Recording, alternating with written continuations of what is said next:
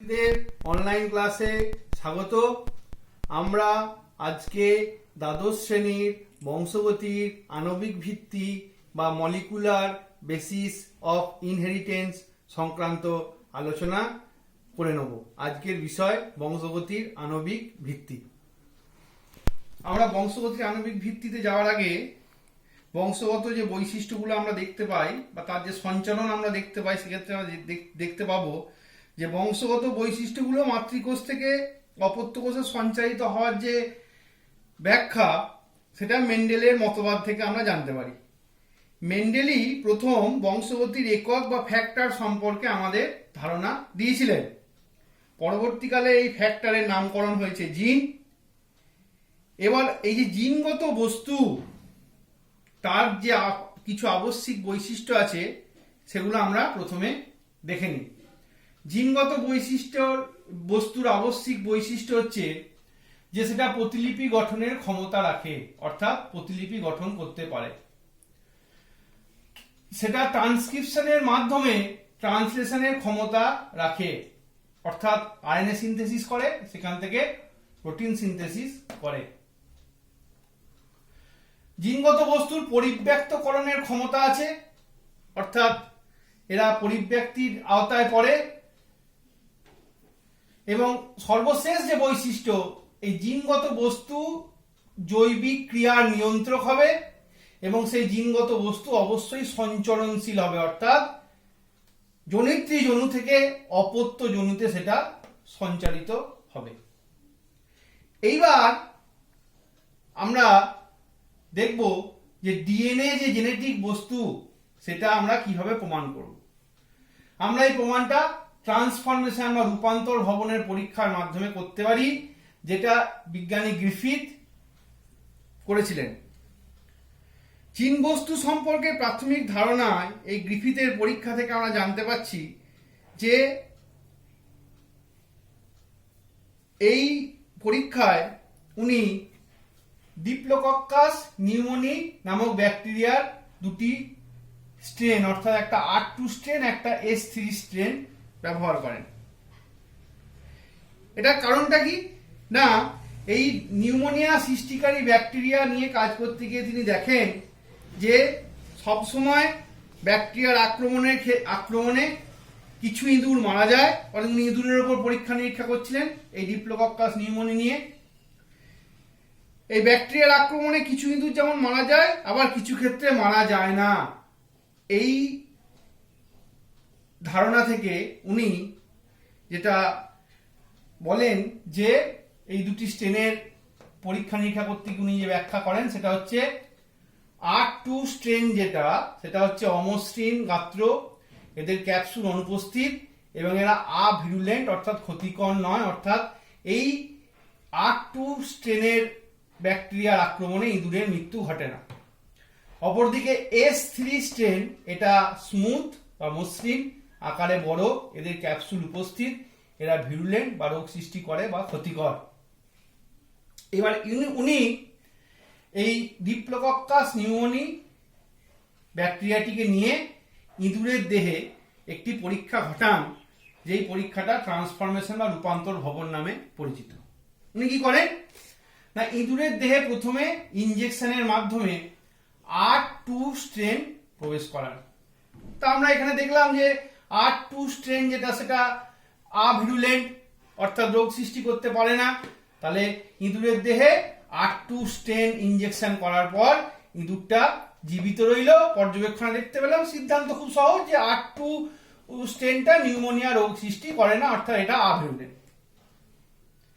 এইবার ইঁদুরের দেহে S3 স্ট্রেন ইনজেকশন করা হলো।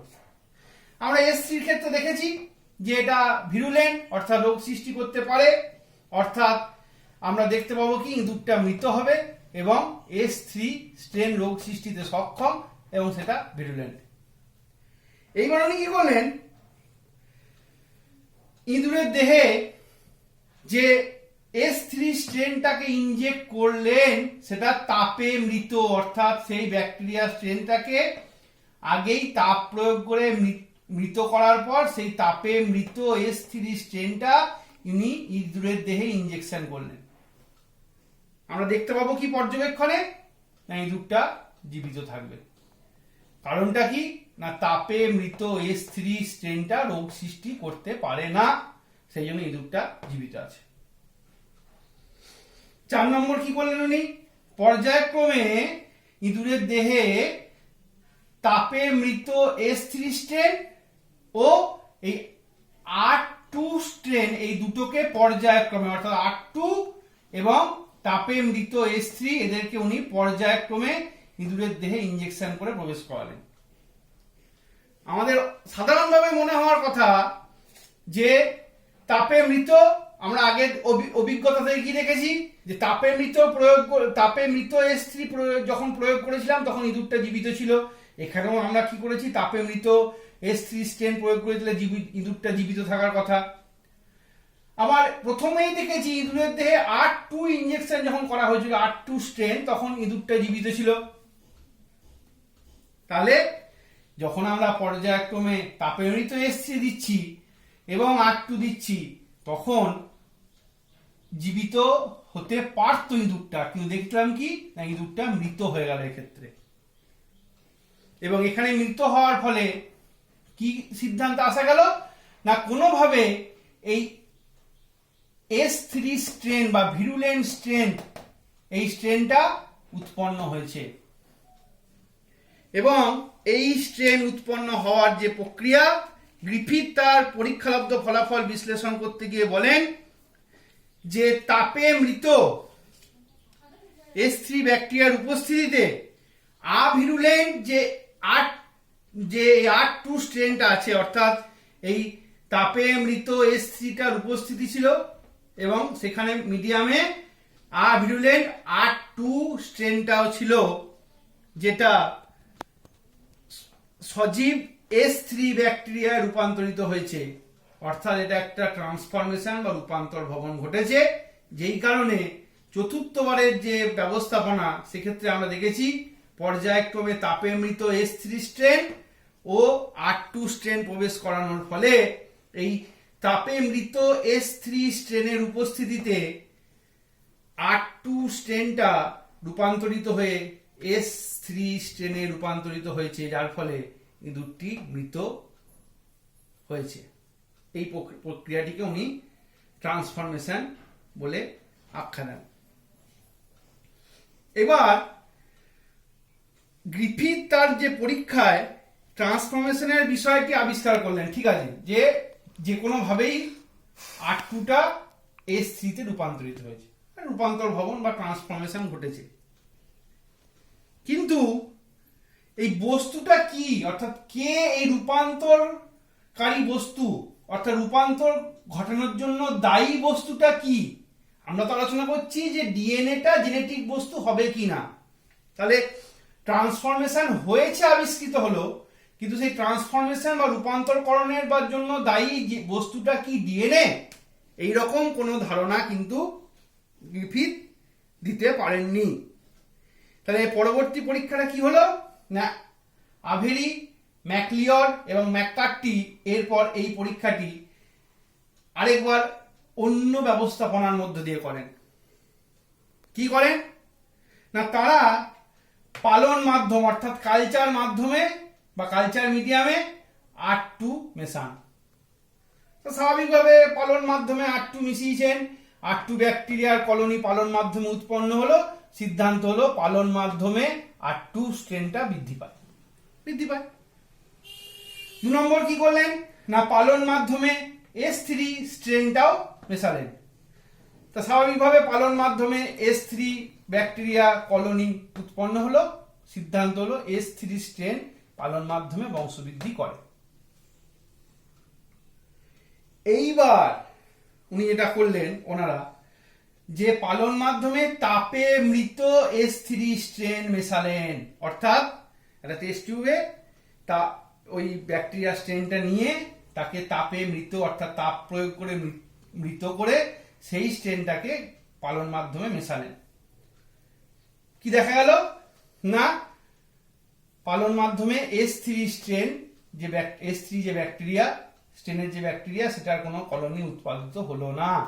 তাহলে আমরা কি দেখব, তাপে মৃত S3 রূপান্তরের জন্য যে দায়ী সেই বস্তুটা নষ্ট হয়েছে, ফলে কোনো রকম এখানে রূপান্তর ঘটেনি। এইবার ওনারা করলেন পর্যায়ক্রমে R2 স্ট্রেন, তাপে মৃত S3 স্ট্রেনের ডিএনএ এবং R2 স্ট্রেনকে অধঃক্ষেপণের জন্য একটা প্রেসিপিটেটিং সেরাম, এই তিনটেকে মিশিয়ে ওনারা পালন মাধ্যমে দিলেন। এবং পালন মাধ্যমে দেওয়ার পর কি দেখতে পেলাম না, পর্যবেক্ষণে দেখতে পেলাম S3 ব্যাকটেরিয়া কলোনি উৎপন্ন হলো। তাহলে কি দিয়েছিলেন ওনারা, সজীব বা জীবিত R2 স্ট্রেন, তার সঙ্গে তাপে মৃত S3 ডিএনএ দিয়েছিলেন, প্রেসিপিটেটিং একটা সেরাম দিয়েছিলেন। তাহলে দেখা গেল R2 স্ট্রেনের ব্যাকটেরিয়াটা S3 তে রূপান্তরিত হয়েছে, এখানে ছিল ডিএনএ। অর্থাৎ এখান থেকে ওনারা প্রমাণ করার চেষ্টা করলেন যে এই বস্তুটা হচ্ছে ডিএনএ। এবং এই যে আমরা পরীক্ষাটা উল্লেখ করলাম, সেখানে আভেরি ও ওনার সঙ্গীরা বুঝেছিলেন যে এই যে ট্রান্সফরমেশন বা রূপান্তরকারী বস্তুটা ডিএনএ, কিন্তু সেইটাকে চূড়ান্তভাবে পরীক্ষার জন্য পরবর্তীকালে ওনাদের এই দেখানো যে ব্যবস্থাপনা, সেই ব্যবস্থাপনাটাকে আরেকটু অন্যরকম ভাবে যদি প্রয়োগ করা হয়, তাহলেই আমরা চূড়ান্ত পরীক্ষায় দেখতে পাবো যে আমাদের যে কাঙ্ক্ষিত যে ফলাফল সেটা আমরা চূড়ান্ত পরীক্ষায় দেখতে পাবো। কি দেখব না, আমরা এই যে পালন মাধ্যম, সেই পালন মাধ্যমে R2 স্ট্রেনের সজীব ব্যাকটেরিয়া নেব, তাপে মৃত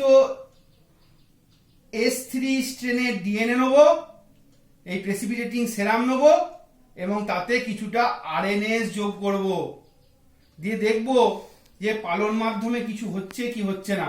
অর্থাৎ পালন মাধ্যমে S3 স্ট্রেন আমরা পাচ্ছি কি পাচ্ছি না।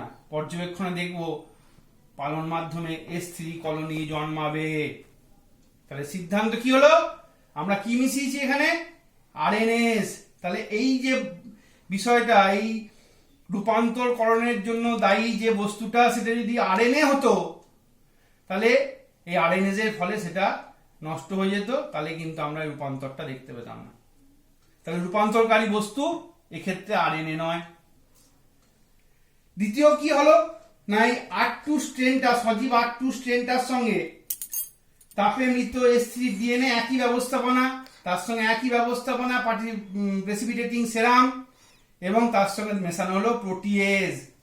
এক্ষেত্রেও আমরা দেখতে পাবো যে S3 কলোনি জন্মাবে। অর্থাৎ এই ডিপ্লোকক্কাস নিউমোনির যে S3 স্ট্রেন, সেই ব্যাকটেরিয়াল কলোনি আমরা দেখতে পাবো জন্মাতে।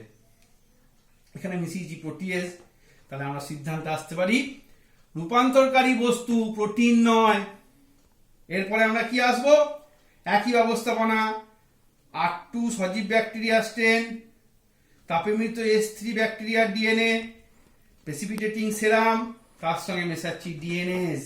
অর্থাৎ এটা ডিএনএ বিশ্লিষ্টকারী উৎসেচক, এটা আরএনএ বিশ্লিষ্টকারী উৎসেচক ছিল, এটা প্রোটিন বিশ্লিষ্টকারী উৎসেচক ছিল, এটা ডিএনএস অর্থাৎ ডিএনএ বিশ্লিষ্টকারী উৎসেচক। পালন মাধ্যমে আমরা গিয়ে দেখতে পাবো যে কোনো S3 কলোনি জন্মালো না। তার মানে কি দেখলাম, যে মিডিয়ামে দিয়েছিলাম ডিএনএস, তার মানে সেটা ডিএনএটাকে নষ্ট করেছে বা বিশ্লিষ্ট করেছে। সেক্ষেত্রে আমরা সিদ্ধান্তে এসে গেলাম যে রূপান্তরকারী বস্তুটি হয়ে গেল ডিএনএ। এইভাবে আমরা ট্রান্সফরমেশনের বা রূপান্তরকরণের পরীক্ষার মাধ্যমে আমরা প্রমাণ করতে পারি যে ডিএনএ হলো জেনেটিক বস্তু বা জেনেটিক মেটেরিয়াল। এইভাবে আমরা জিনগত বস্তু হিসেবে ডিএনএ যে উপস্থিতি সেটা আমরা প্রমাণ করতে পারি। আজকের পাঠ এখানেই শেষ হলো।